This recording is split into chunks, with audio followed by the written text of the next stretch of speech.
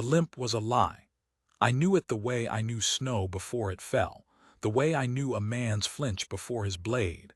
I knew it in the meat of me, and still my wolf sold it to me every morning with the shamelessness of a market thief.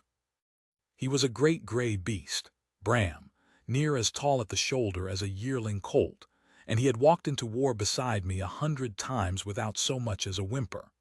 I had seen him take a spear through the flank and keep his feet.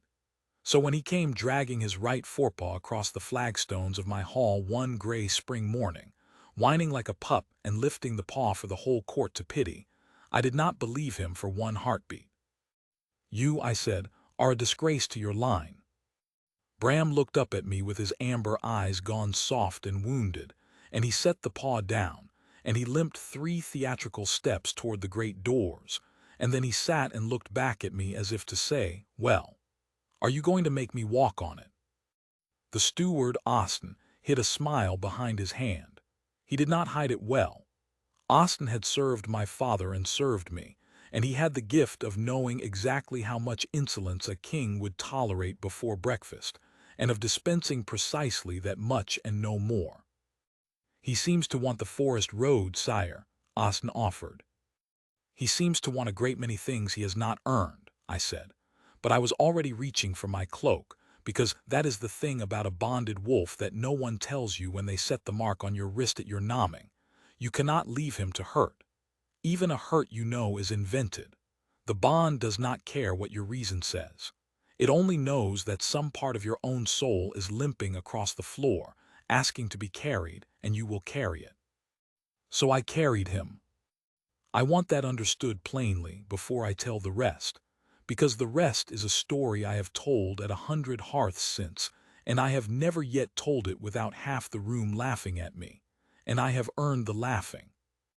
A king, the Alpha of Aldermere, the man who had turned away every daughter and cousin and careful match his counsel, had marched before him for 11 years, bent double in his own courtyard, hauling a 200-pound wolf up into his arms like a shepherd with a lamb, while that wolf licked his ear in gratitude, and I swear before the moon, grinned. 11 years. I should say something about the 11 years, so you understand what my wolf was up against. My council had a word for me they thought I could not hear. Unpartnered. They said it the way a farmer says fallow, a field that ought to be planted, going to weeds through the owner's neglect. And they were not wrong that they had tried. Moon after moon they had brought them. The border lord's clever daughter who talked of alliances through the whole feast, the silver Luna of the western holds who was beautiful as a struck bell and about as warm, the shy one, the fierce one, the one who laughed too much, the one who did not laugh at all. Good women, every one. I have no complaint against a single one of them, and I hope they are all of them happy now in beds that wanted them. They were not mine. That is the whole of it. I would sit through the feast and the dancing and the careful conversation, and I would wait for the thing the old Thales promised, the still moment, the recognition, the sense that the world had been a fraction out of true my whole life and had just quietly clicked square. And it never came. And after a while a man stops waiting for a thing and tells himself he never wanted it and believes the telling most days. "Perhaps," said my war second Halden once, deep in his cups and braver for it, "you are simply not made for it, Corin. Some wolves aren't. It's no shame." "None at all," I agreed, and I let him think he'd comforted me. It is easier than the truth, which is that I had gone hard around the hollow place the way a tree grows over an old wound, and I did not thank a man for pressing his thumb into it. Bram knew, of course. A wolf always knows. He had spent 11 years feeling me refuse the thing he was built to want on my behalf, and he had, I think, simply run out of patience with me. But I did not know that yet, the morning of the first limp. I only knew I was carrying my enormous fraud of a wolf out through the gates and down the forest road with no notion of where we were going, feeling foolish, I will admit it, glad of the excuse to be out of the hall and under the trees, where no one would say unpartnered in a voice they thought I could not hear. The road ran down off the castle hill into the low green country that is the heart of Aldermere. My kingdom is not a grand one to look at. We have no drowned cities under our halls, no iron holds, no snow 9 months of the year. We have soft hills and slow rivers and morning mist that lies in the valleys like spilled milk, and orchards, and the best herb gardens south of the mountains, and wolves who are fat and content, and it must be said, not half so fierce as their cousins in the harder north. I had bled to keep it that way. A green country is a country worth the bleeding. Bram directed me. I want to be clear that he directed me, a twitch of the ears, a low sound in his throat when I made to turn the wrong way at the fork, until I was following the will of a wolf I was carrying in my own 2 arms like the world's largest, most self-satisfied infant. Down past the mill, along the river path, to the very edge of the deep wood, where the trees give way to a clearing, and in the clearing a low cottage of gray stone with a garden gone glorious around it. Rows and rows of green things, staked and tied and thriving, and bees at them, and a smell coming off the whole of it so green and sharp and living that it went into my chest like cool water. And at a low wooden door, a woman. She was on her knees in the dirt with her sleeves shoved up past her elbows, doing something to the roots of a plant with a small blunt knife, and she did not hear us at first over the bees. She was not beautiful the way the silver Luna had been beautiful, all struck-bell symmetry. She was better than that, and I had not the wit that first morning to know it. Brown hair coming loose from its tie, a smudge of earth along her jaw, a face made for weather and for laughing, quick about the eyes. When she looked up and saw a wolf the size of a pony being carried by a large scowling man in a travel-stained cloak, she did not scream, and she did not bow, and she did not do any of the several things a person is supposed to do when the king of Aldermere appears in her garden. She looked at Bram's paw. That is what she looked at. Straight past me to the wolf, and her whole face changed to the particular sharpness of someone whose trade is being interrupted by a problem she already half understands. "What's he done to himself then?" she said. Not really a question. She was already wiping her hands on her apron and coming. "Nothing," I said, because I was tired and out of sorts and the truth came out of me sideways. "He has done nothing to himself. He is a liar and a fraud, and I have carried him the length of my kingdom for a sprain that does not exist." She stopped a pace off and looked up at me, properly at me now, for the first time, and I saw her decide something, and what she decided was that I was ridiculous. It was the first time in 11 years that a person had looked at me and thought ridiculous before they thought king, and I did not know yet what to do with the feeling it gave me, which was, absurdly, relief. "Set him down and let me see," she said. "Liar's still limp for a reason, even if the reason isn't the leg." I set him down. Bram, the traitor, put on a spectacular performance, held the paw up, trembled it, gazed at her with his great sorrowful eyes. She knelt and took the paw in both hands, and I watched her go through it, joint by joint, pad by pad, pressing, flexing, her thumb finding each small bone, and I watched Bram fail entirely to react to any of it because there was nothing there to react to. By the third joint her mouth had gone crooked with the effort of not smiling. "Well," she said gravely to the wolf, "this is very serious." Bram's tail thumped once against the dirt. She said, "I thought so." She set the paw down with great tenderness, and Bram immediately forgot to keep it lifted, and stood foursquare and sound and delighted with himself, and she looked up at me over his back with laughter she was no longer troubling to hide. "There's nothing wrong with your wolf, sire," she said. "I am aware. He's walked all this way sound and made you carry him. I am extremely aware." "Then why," she asked, "and here it comes, the question that undid 11 years, though neither of us knew it, did you carry him?" And I had no answer, because the true answer was because I could not bear his hurt even knowing it false, and that was too near the bone to say to a stranger in a garden. So I said nothing, and stood there, a king made mute by a healer's simple question, and Bram sat between us with his tongue lolling like this was the finest morning of his long and duplicitous life. Her name was Wren. She told me while she pressed a cup of something warm and bitter into my hands that I had not asked for, and did not want and drank anyway. She was the herb woman for the whole river valley. Folk came to her from 3 villages with their fevers and their bad backs and their birthing troubles and their beasts.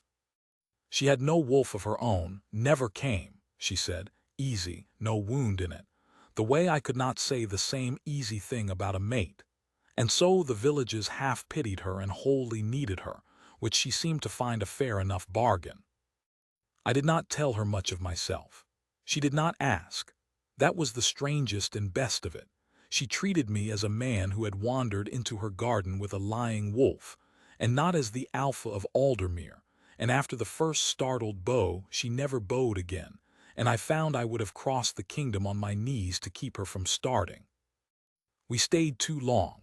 I knew it was too long, and I stayed anyway. And when at last I whistled Bram to heel and turned up the river path for home, my wolf trotted at my side, sound as a bell and pleased as a cat in cream, and I said to him, low, so she'd not hear.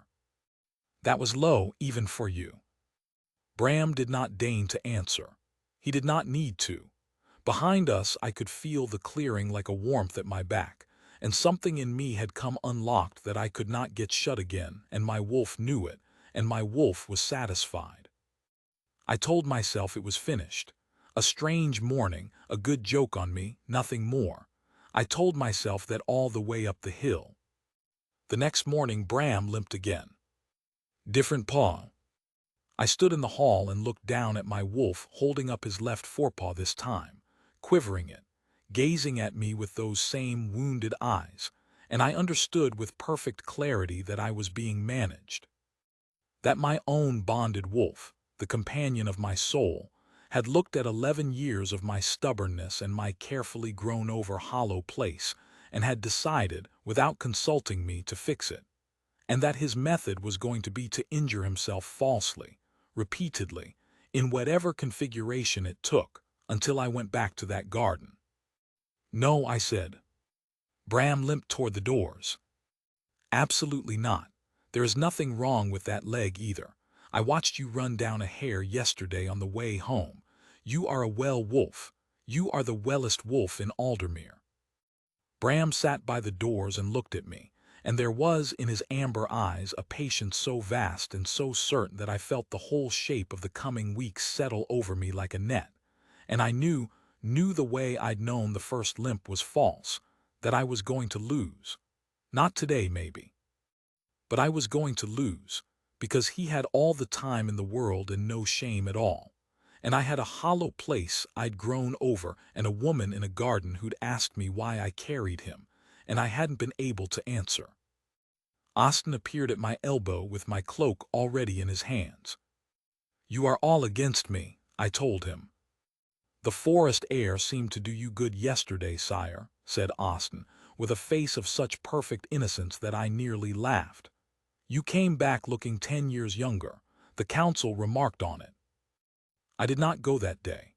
I wanted on the record that I held out 1 full day, out of sheer wounded pride, and spent it in a foul temper doing kingly things badly while Bram lay in the corner of my study with his chin on his paws and sighed at me at intervals, great gusting martyred sighs, until I threw a cushion at him, and he caught it and destroyed it and looked delighted. I went the day after. Of course I went. I told myself it was to return the cup. Wren was in the garden again, of course, because it was her garden and where else would she be? And when she saw me come along the river path, alone this time, Bram having, the moment the clearing came into view, forgotten his limp entirely and bolted ahead to thrust his enormous head into her hands, she straightened up with the cup-shaped hole in her expectations plainly showing. You've no wolf emergency today, she observed. He was cured overnight, I said. A miracle, your reputation is made. And yet here you are. I came to return your cup. I held it out. It was a perfectly ordinary cup, and we both looked at it and we both knew that no man rides an hour from his castle to return a healer's cup. And she took it from me with her earth-brown hands and did not say so, and I loved her for not saying so, though I did not yet call it love, being a coward and a king, which are frequently the same thing. I stayed the morning. She put me to work, This is a thing I have never adequately conveyed to the council. That the king of Aldermere spent that spring on his knees in a healer's garden, thinning carrots, because she said, a man idle in a garden is a man underfoot, and she'd not have me trampling her time while I worked out whatever it was I'd come to work out. She did not ask what that was. She let me work it out among the carrots, at my own pace, the way she did everything, and Bram lay in the sun-warmed dirt between the rows with one eye open, supervising his handiwork. And I will tell you the thing I worked out, kneeling there, though it took me the better part of that morning and I was slow. It was that the hollow place had a shape now, and the shape was her. That the still moment the old Thales promised had come, and it had not come with trumpets in a lit hall the way I'd waited 11 years for it to come. It had come at a low wooden door that smelled of time, delivered by a lying wolf, to a man too proud to recognize his own bond, until it had thinned 3 rows of carrots at its feet. My wolf had known on the first morning. That was the whole of his crime. He had walked into that garden a year more, I later learned, but I get ahead of myself. He had caught her scent on the wind long before I ever did, out on some ramble of his own, and he had known, the way a wolf knows, that this was the one my soul had been built around, and he had come home and looked at his stubborn king refusing daughters and cousins and silver lunas in the lit hall, and he had despaired of me, and he had made a plan. The plan was to limp until I noticed. It is the most foolish love story in the long history of Aldermere, and it is mine, and I would not trade it for a grander one. I did not tell her that morning. I was not ready, and more than that, I was not sure of her. She was warm to me, easy, unafraid, but she was warm and easy and unafraid with everyone. It was the whole engine of her, and I could not tell if the warmth she turned on me was the warmth she turned on the world or a warmth kindled for me alone. And I found I was terrified of the difference in a way. The Alpha of Aldermere had no business being terrified of anything. So I said nothing, and thinned her carrots and drank her bitter tea, and went home. And the next morning Bram limped. We fell into it, the 3 of us, over that green spring. Bram's mornings of invention grew bolder and more baroque. He limped. He developed a cough that vanished the instant the clearing came in view. He lay down in the middle of the hall and refused with tragic dignity to rise, until I agreed aloud before witnesses to take him to Wren, at which point he rose. The court, I slowly came to understand, was entirely aware of what was happening and had, to a man and woman, decided to be complicit in it. Austin laid out my riding cloak each morning before I asked. Haldon, my war second, stopped scheduling the council for the early hours, on account of the king's ride. A groom took to having my horse saddled at dawn. I was being conveyed to my own courtship by a conspiracy of everyone I employed, led by a wolf, and the terrible thing, the thing I could not get over, was how happy it made them.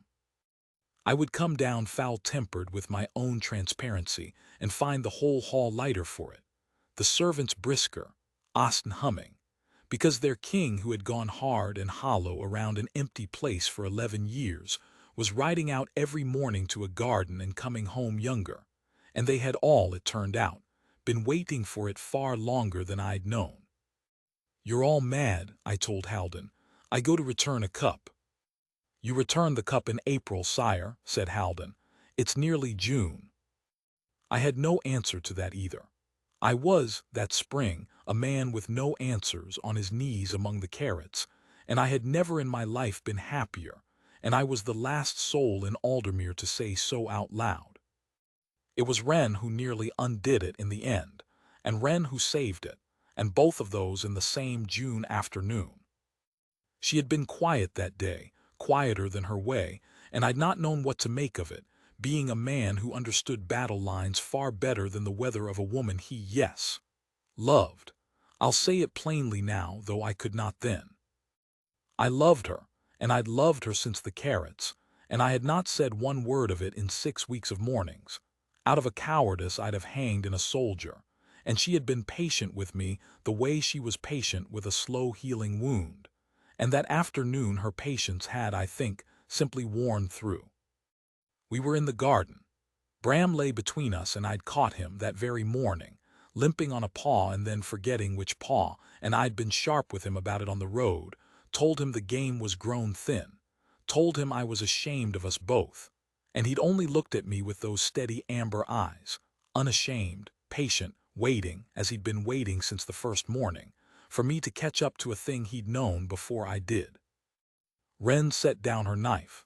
She wiped her hands, and she said, not looking at me, looking at the staked green rose. "He doesn't limp, you know, your wolf. He's never limped a day since I met him." A silence. A bee. The first morning I thought a strange business, a king carrying a sound wolf across his whole kingdom and neither of them able to say why. And I thought it'd sort itself in a visit or two, and here it's June. She turned and looked at me then, and there was no laughter in it now, only a plain and frightening honesty, the same honesty she'd shown me from the first, that had never once bowed. "So I'll ask it plain, since neither you nor your wolf will. Corin, why do you keep coming?"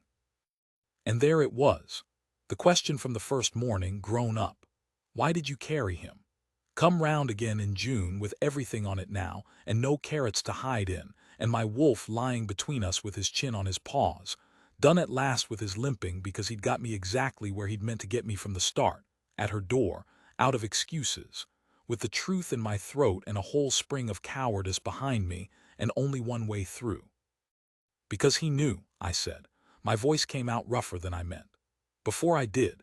He caught your scent a year ago, more out on some ramble, and he came home and he knew the way our kind knows, and he looked at me refusing every woman in the kingdom in a lit hall and waiting for a moment that had already come and gone in a garden I'd never troubled to visit, and I stopped. Bram had lifted his head. He faked a limp, Wren, for 6 weeks, to carry me to you.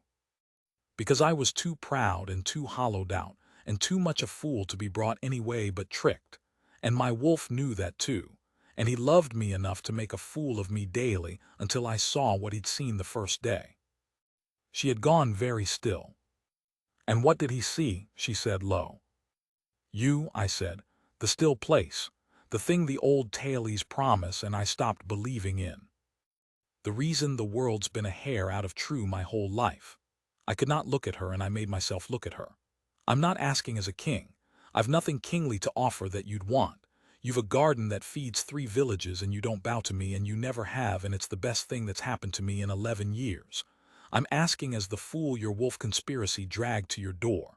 Wren, is the warmth you show me the warmth you show the world, or is it, the word stuck, I got it out, mine?" For a moment she said nothing, and in that moment I died a small and complete death, the way you do. Then Wren laughed, not unkindly, never unkindly, but with her whole self, a laugh that startled the bees up off the lavender, and she pressed the back of one earth-brown hand to her mouth and looked at me over it with her eyes gone bright and wet, and she said, "You great fool, you proud, slow, wolf-ridden man, do you know how long I've been letting your beast lie to you?" I did not. "The first morning," she said, "I knew that wolf was sound before I'd touched a joint, and I let on I believed him, I played along." She was crying now and laughing both, and it is the most beautiful I have ever seen anyone. "Because a king had come into my garden carrying a sound wolf and couldn't say why, and looked at me the way you looked at me, and I thought, well, I thought, let's see if the pair of them can find their way to it. I gave you time to keep you here. I put you to the carrots so you'd have to stay. Corin, I've been in your wolf's conspiracy since the first cup. We've all been waiting on you. Even I've been waiting on you, and I'm the one you were riding too." Bram, between us, thumped his tail once against the dirt. "I have led men into battle. I have held a border against 3 winters of raiders. I have done, I think, 1 or 2 things a king may be quietly proud of. And I have never in my life crossed any ground so hard as the small stretch of turned earth between where I knelt and where Wren knelt in her garden that June afternoon, and I crossed it, and I took her earth-brown hands in mine, and there was no bonfire, no mark blazing gold, none of the grand undeniable magic the old tailies promise. There was only her hands in mine, warm and calloused and real, and the still place in me at last filled, quietly, the way a valley fills with morning mist. Without any trumpet at all. Mine, she said, answering the question I'd choked on. Just yours, you fool, since the first cup. And I kissed her among the time, with our wolf-shaped matchmaker sighing his enormous satisfaction into the warm dirt beside us. And it was not a coronation, and it was not a vow before a silent court, and it was better than either, being only true. I did not make her Luna in the grand hall. I offered her every grand thing I had, the crown, the ceremony, the whole court on its knees. And she looked at me as if I'd offered to set her garden on fire and said she'd sooner not. Thank you. And would I mind terribly if we were wed at the forest edge with the bees for witnesses, and the 3 villages she doctored, and Austin wept, and Halden wept, and the whole conspiracy of my household came down the river path in their good clothes to see their hollow king filled up at last. And Bram walked me to her not limping, sound and gray and grave, the truest friend I have ever kept, who loved me enough to make a fool of me until I could be a happy one. That was 7 years ago. Wren's garden feeds 4 villages now, we widened it. She still does not bow to me, and I have forbidden her ever to start. Austin tells the story at every feast, and I let him, though he embellishes the carrots. And Bram, old Bram, gray about the muzzle now, dozing by our fire while our own pups tumble over his patient back. Bram has never limped again. Not once. He had no more need of it.